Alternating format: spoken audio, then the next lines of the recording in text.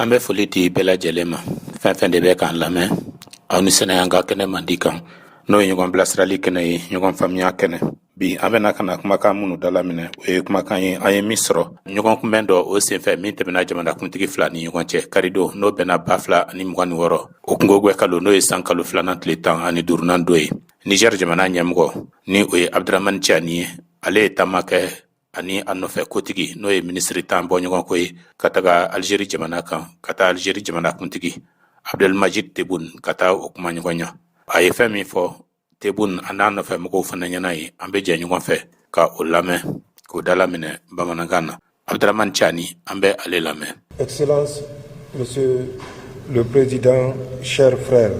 Famaba n balimakɛ jamana kuntigi balimakɛ kanunen. Je voudrais d'abord exprimer mes vifs remerciements n b'a fɛ ka n ka folikan lakikaw ka o de lase à mon frère et ami, son Excellence le Président Abdelmajid Tebboune, k'a lase n balimakɛ ani n terikɛ jamanakuntigi Abdelmajid Tebboune ma, au gouvernement et au grand peuple algérien, frères, k'o foliw lase fanga ma k'a lase Algérie jamana kɔnɔdenw barikamaw ma ni olu ye an balimaw ye, pour l'accueil chaleureux et fraternel qui m'a été réservé, ainsi qu'à la délégation qui m'accompagne.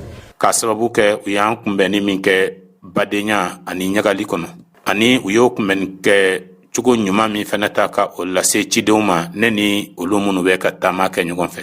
Notre présence en Algérie témoigne de l'intérêt que nous portons à la fraternité.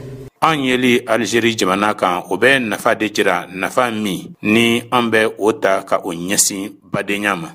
La coopération bilatérale entre nos deux peuples, nos deux gouvernements et nos deux pays.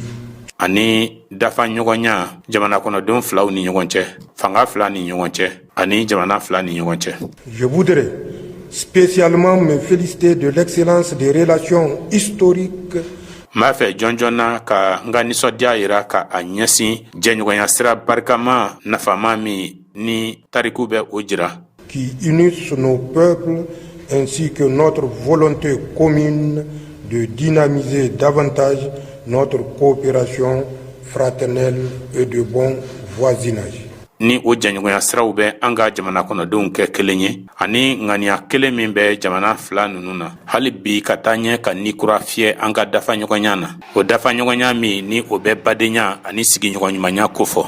Excellence, Monsieur le Président, Famaba jamana kuntigi. Cette visite s'inscrit dans le cadre du renforcement continu de notre partenariat stratégique.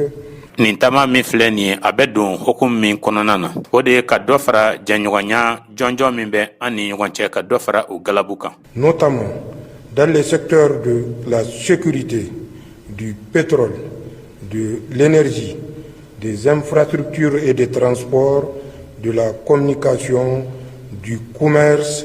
Jɔnjɔnna bolofaraw la bolofara minnu bɛ lakana kofɔ min bɛ tajiko kofɔ ani yelenkow gɔlɔminkow min bɛ sirabakow ani sokow ni adamadenw n'u bolofɛnw dɔnni kofɔ min bɛ latuguni kofɔ ani jako. Mais également de l'enseignement et de la formation. Ani fana lakɔgɔli ani kalanko fana. Ainsi, o cogo de la. C'est le lieu de renouveler les attentes du gouvernement nigérien de voir les deux parties accélérer le démarrage effectif et d'achèvement de nos projets communs. Yan ye kɛnɛ de ye kɛnɛ min Niger jamana kɔnɔdenw olu bɛ min fɛ ka o da yira kɛnɛ kan k'o lakuraya k'a ye k'a fɔ fan fila ninnu olu bɛna u jɛ k'u bolo di ɲɔgɔn ma ka wulikajɔ dafalen olu minnu bɛ tali kɛ baara bolodalenw na baara bolodalen min ni o bɛ ni jamana fan fila bɛɛ kofɔ. Notamment le grand projet du bloc de Kafra. Kɛrɛnkɛrɛnniyana baara bolodalen belebeleba min bɛ yen ni o bɛ Kafara o ɲininikɛso kofɔ. Le port sec d'Agadez. Agadez ale kɛnɛba min bɛ yen ni jagokɛfɛnw bɛ taa ye. Le chemin de fer reliant nos deux États et la transsaharienne. Nɛgɛsira min ni o bɛ an ka jamana fila ninnu sɔgɔ k'u don ɲɔgɔn na ani sira min fana bɛ yen ni o bɛ tɛmɛ Sahara kɔnɔna fɛ. À cela, ka fara o kan. L'on peut ajouter d'autres projets non moins importants. bara bolodalen waraw fana be munu ni olu nafaw te fitini ye qui viendront renforcer l'amitié et la coopération entre nos deux peuples. ni olu bena kana dɔ fara hali bi teriya kan ani dafa ɲɔgɔnya ni jamana fila nu jamana kɔnɔdenw ni ɲɔgɔn cɛ. Il s'agit entre autres fɛn minnu ko don olu damadamaw filɛ nin ye du projet de la construction d'un centre de dialyse à Chirozérine, ka kɛnɛyaso dɔ jɔ kɛnɛyaso min ka baara bi ɲɛsin joli sɛnsɛnni joli lasaniyali ma o bena jɔ Chirozérine. du projet de rénovation et extension du lycée professionnel d'amitié algéro-nigérienne à Zender. baaradege cɛmancɛ kalanso min be yen ka o la kuraya ka tila ka dɔ fara a yankan kan o kalanso min n'o be teriya kofɔ Algérie jamana ani Niger jamana ni ɲɔgɔn cɛ ni o kalanso o bena lakuraya a filɛ nin ye Zender. Du projet de réalisation d'un institut de formation islamique à Agadez. baara bolodalen min ni o bɛ kalanso dɔ jɔli kofɔ kalanso min ni o bɛ lafaamuyali ani kalan di mɔgɔw ma silamɛya dina kun kan ni o bena kɛ Agadez. Du projet pour la construction d'une polyclinique à Agadez. baara bolodalen belebele min be yen n'o bɛ kɛnɛyasoba dɔ jɔli kofɔ kɛnɛyaso min ni farikolo lajɛli sugu bɛɛ lajɛlen bena kɛ a kɔnɔna na n'o bena jɔ Agadez. Et du projet de construction d'un centre national de ressources pédagogiques et techniques à Niamey. ani baara bolodalen min be yen ni o bɛ cakɛda dɔ jɔli kofɔ faso tɔgɔ la o cakɛda min ni o bɛ mɔgɔw kalanninw kofɔ mɔgɔ minnu n'olu fana ka baara bena kɛ mɔgɔw ladamuni ye ani k'u kalan fɛlɛkow olu nasira fɛ o kalanso o bena jɔ Niamey. C'est par ces projets structurants et de fraternité entre les peuples nin baara bolodalen ninnu de fɛ baara bolodalen minnu ni o bɛ bolofaraw bɛɛ kofɔ badenya jamana kɔnɔdenw ni ɲɔgɔn cɛ que nous réussirons en toute sincérité à construire par des relations concrètes an bena se ka se sɔrɔ o la sɛbɛ de la ka fɛnw dilan o la jɛɲɔgɔnya minnu lankɛnɛmayalen don des réalisations visibles et dans la durée des passerelles et des liens indestructibles ka fɛnw jɔ fɛn minnu ni ɲɛ be se ka kɛ olu seere ye ani wagati nataw fana kɔnɔ ka tɛmɛ siraw fana labɛn ani jɛɲɔgɔnya siraw minnu ni olu tɛ se ka tiɲɛ fiyewu qui résisteront aux contingences et autres soubresauts olu minnu ni olu kolo gwɛlɛyalen nato ka a ɲɛsin wagati nataw gwɛlɛyaw ani a girinkajɔw cɛjuguw ma de la vie politique et des relations internationales. ni o bɛ bɔ politigiko ɲɛnamaya yɔrɔ ani jɛɲɔgɔnya siraw diɲɛ seleke naani kɔnɔna na. Aussi, ani fana c'est le lieu de particulièrement saluer les plus hautes autorités algériennes ni fana ye kɛnɛ min ni foli ka kan ka ta k'a lase Algérie jamana faamabaw olu ma qui, en dépit des vaines tentatives de certaines puissances à relents néocolonialistes, hali k'a sɔrɔ ko setigi jamana dɔw be yen minnu ni olu bɛ sinsin wurunɛya ani jɔnyajugu kan ka kɛɲɛ ni olu ka laɲini ye laɲini minnu n'a ma se ka sira sɔrɔ et des organisations internationales et sous-régionales télécommandées et manipulées, ani diɲɛ seleki naani tɔn dɔw be yen minnu bɛ farafina ani minnu bɛ farajɛ jamanaw kan ni olu nunjuru minɛnen don yɔrɔ jan fɛ ni ka tila fɛnɛ ka u su mɔgɔ dɔw fɛ se sont montrés solidaires du peuple nigérien en rejetant toute option militaire après les événements du 26 juillet 2023.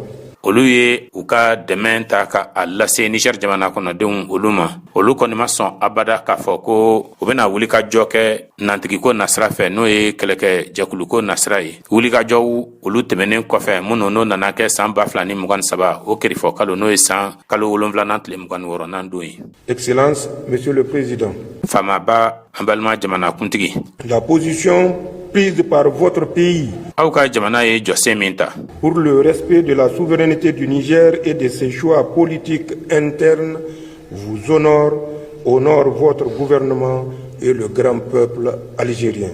walisa Niger ka yɛrɛkuntigiya ka labonya ani a ye sugantili min kɛ jamana yɛrɛ kɔnɔna na bɛrɛbɛrɛliko nasira fɛ o bɛ i bonya ka tila fana ka i ka fanga bonya wa a bɛ Algérie jamana kɔnɔdenw barikamaw fana bonya. Dans tous les cas, a mana bɔ da o da fɛ aucun Algérien, aucun Africain ne saurait comprendre que l'Algérie prête son territoire pour agresser un pays africain. Algérie jamana kono den cité farafin den cité o tana na se ka fam fiew ko Algérie ka dukolo ta ka o singa mogodo walma jamana doma walsa ka bingani ta ko lase farafin jamana doma, surtout lorsqu'il s'agit de cette même puissance qui a durant plus d'un siècle infligé d'indicibles souffrances au peuple vaillant algérien. Zanko na kɛra k'a fɔ ko o setigi jamana kelen ko don, o setigi jamana min a ka ca ni san 100 ye ɲina ni o de kɛra sababu ye gɛlɛya cɛjugubaw ka o ta ka o da Algérie o jamana kɔnɔdenw kan. Votre position vous honore surtout lorsqu'on sait que certains pays africains jɔse min bɛ i kɔrɔ nin ye nin bɛ i bonya. Zanko n'a kɛra k'a fɔ ko jamana dɔw bɛ yen farafina, du moins leurs dirigeants manipulés ont raté le rendez-vous de l'histoire. walima n k'a fɔ k'a fɔ jamana ɲɛmɔgɔ dɔw bɛ yen farafina ni olu nunjuru o bɛ jamana setigi dɔw bolo ka yɛlɛma olu ye u doncogo jɛ dɔfɔ kɔnɔna na tariku kɔnɔna na. En répondant aux injonctions françaises de porter la guerre contre le peuple nigérien. Ka welekan jaabi welekan cɛjugu tiɲɛni welekan ka bɔ Faransi jamana yɔrɔ ko ka kɛlɛ ta ka a lase Niger jamana kɔnɔdenw ma. Excellence, Monsieur le Président. N balimakɛ fama jamanakuntigi. Notre conviction est qu'une page importante de l'histoire du Sahel et de l'Afrique est en train de s'écrire depuis plus d'une décennie. Fɛn min jɛlen don an kɔnɔ an danganiyalen bɛ min kan nin ye sendaɲɛ nafamaba de ye cɛncɛma jamanaw olu ka dɔfɔ kɔnɔna na farafina ka dɔfɔ fana kɔnɔna na. O sendaɲɛ o bɛ a la ka da ka taa fɛ o ka ca ni san 10 ye bi. Chacun jouera sa partition selon ses convictions, ses intérêts, ses valeurs et l'héritage qu'il aimerait léguer. Bɛɛ lajɛlen na i jɔyɔrɔ fa ka kɛɲɛ ni a ka dusukun n'a sɔndɔmɛya kow ye, ka kɛɲɛ ni a ka nafaw ye, ka kɛɲɛ ni a ka danbe kow ye, ani tiɲɛ min ni a naja a ye k'o to a kɔ. Pour notre part, dans le contexte de tension et de communication tous azimuts que nous connaissons, an ta fan fɛ lahalaya min bɛ senna bi ni an b'o dɔn ni o de ye dusukun kangaminw ani kunnafoni jugu minnu ni an ɲɛ b'o la. Nous nous reposerons sur ces principes et valeurs suivants pour toujours garder le cap. An bɛna sinsin danbe ko minnu kan olu danatigɛlen filɛ nin ye walisa basigi tuma bɛɛ lajɛlen na o ka to senna anw ta fan fɛ. Ne jamais trahir les aspirations du peuple qui nous fait confiance. An kana sɔn cogo si la jamana kɔnɔden minnu dara an na olu ka ɲinifɛn ye min ye ka an cɛ ka bɔ u kɔrɔ. Œuvrer pour la paix et la sécurité. La paix et la sécurité que nous voulons pour le Niger, nous les voulons pour nos voisins et nos amis. Ka baara kɛ walasa hɛra ani lakana kana. Hɛra ani lakana min n'an b'o kanu Niger jamana ta fan fɛ. An bɛ o hɛra n'o lakana fana fɛ ka ɲɛsin an sigiɲɔgɔnw ani an jɛkɛɲɔgɔnw ma. Excellence, Monsieur le Président. Famaba balma jamanakuntigi. Voilà l'esprit avec lequel nous sommes arrivés dans votre beau pays en amis, frères et voisins. An nana ni hakilina min ye aw ka jamanaba in kɔnɔna na o de filɛ nin ye. An nana ni hakilina min ye o ye teriya hakilina ye, o ye balimakɛya hakilina ye, o ye sigiɲɔgɔnya hakilina ye. Nous sommes convaincus que ce faisant, nous arriverons à surmonter toutes les difficultés et tous les obstacles. An dalen bɛ a la ko o ko ta fan fɛ an na se ka se sɔrɔ gɛlɛyaw bɛɛ kan ani balanako fɛn fɛn de bɛ yen. Pour réussir ensemble et dans le dialogue de belles choses pour nos pays et nos peuples. Walsa an bɛɛ lajɛlen faralen ɲɔgɔn kan an ka sabati kumaɲɔgɔnya fɛnɛ na ka se ka fɛn ɲumanw latigɛ an ka jamanaw ye ani an ka jamana kɔnɔdenw ye. Merci pour votre invitation en tel Algérien d'Afrique. I ni ce i ka weleli la ka lase n ma n kana Algérie dugukolo kan golofina dugukolo kan. Merci pour votre accueil fraternel et chaleureux. I ni ce i ka badenya kunbɛnni cogo ɲuman na. Qu'Allah bénisse nos peuples et nos pays. Ala ka duba lase an ka jamana kɔnɔdenw ani an ka jamanaw ma. Et comme nous sommes à quelques heures du mois béni de Ramadan, I n'a fɔ ɛri dama dama kɔnɔna na an bɛna don nin kalo nɔrɔmaba in kɔnɔ n'o ye sunkalo ye. je dirais Ramadan Karim à nos frères et à toute la Oumma islamique. N bɛna fɔ ko Ala ka sunkalo ɲuman ban k'o lase an balimaw ma ani silamɛw bɛɛ lajɛlen ye diɲɛ kɔnɔ.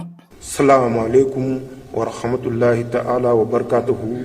Je vous remercie. N bɛ i fo. Nin tun ye Abdramane Tiani, Niger jamana kuntigi, nin tun y'ale ka kuma ye. O bɔlen kɔ ye jaabi minnu n'olu nana ka na di Abdelmajid Tebboune fɛ, an bɛ o fana lamɛn. Merci mon frère, président.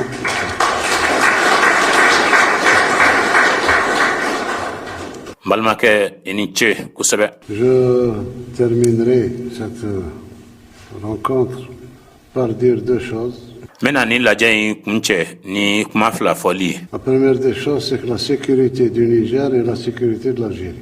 Merci, excellent. A fɛn fɔlɔfɔlɔ ye min ye Niger ka lakana ye min ye o ye Algérie fana ka lakana ye. Soyez-en persuadés. O ka jɛya i hakili la, o ka jɛya i dusukun na.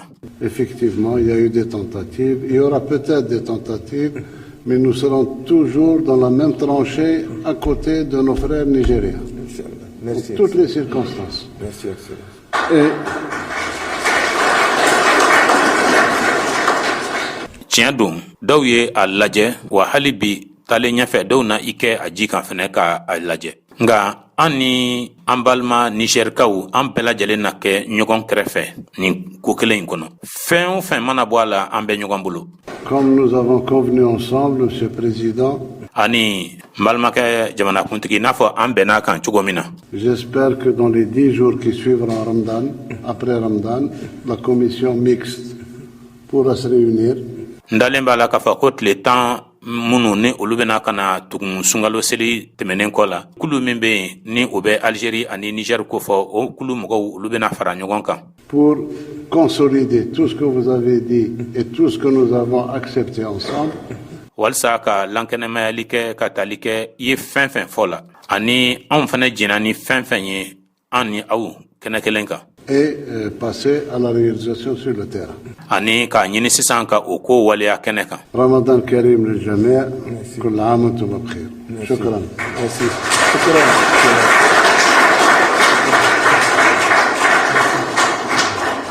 Ala ka sunkalo ɲuman tɛmɛ ka a lase bɛɛ lajɛlen ma ka bɛɛ fo ka bɛɛ walima dɔn. A ni ce. Nin tun ye Abdelmajid Tebboune, nin tun ye ale ka kɔrɔfɔw ye. Ka aw fo ka aw walima dɔn.